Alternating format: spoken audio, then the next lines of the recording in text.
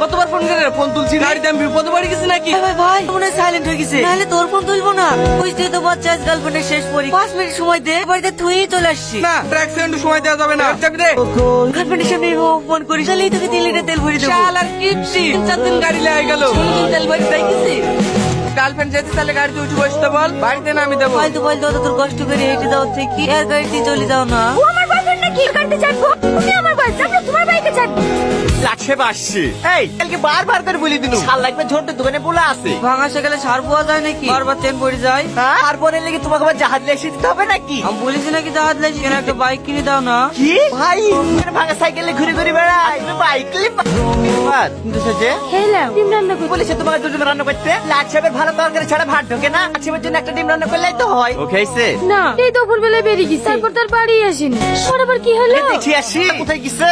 এনে বাবা আসলে বিরাট কি দাদা, বাবার জন্য জায়গা কিছুই না, খেটে খেটে গাড়ি কিনে। ওসব ছাড়, খারাপ করে লাভ নাই। লে ধরা। না না, আব্বা দেখলে বইবে। চলে মানুষ কি করছে? আব্বা আব্বা আমি খেতে চাচ্ছি না, তোমরা আমাকে জোর করে খাওয়াইছিল। আব্বা এত রাত অব্দি কোথায় ছিলি? রাখিস তো বাড়ি বসছিল। ঠিক আছে চ ফেলিকা। আমি খাবো ওর না। বাচ্চা তো নাকি সারাদিন না খেয়ে বসে আছে। আব্বা তুমি খাওনি? না চাচা, কি হলো রে? হাঁপা বুঝছিলি সাহেব তোমাদের মেয়েকে বিকুলি চলে এসছে। দেখো ভাই, ফেলি মানুষ একটা ভুল না হয় করে ফেলে নিলাম। আমি মেলের সাথে সাথে কি আমাকে বলবি করেছে নাকি? সংসার করবে তারা দেখি লেখা। লা ভাই আর অভিমান করো না, অভিমান করো না ভাই। যাও ফেলি বকে ঘরে তুলে লাও। এটা সাইকেলটা লে এলি টাকা মাঠে সাজ দিতে হবে। আমি মাঠে কাজ করতে পারি নাকি? তা পারবা কেনে? ছেলে আর একটা লিয়ে এসো, বসে বসে খাবার নাকি? আমি খেতে পারবো, জয় মাঠে চ। ওগো সব সময় ছেলেটাকে ওরকম করে কেন গো? দিন মাঠের কাজ করেছে, এর সাথে সমানই কাজ করে।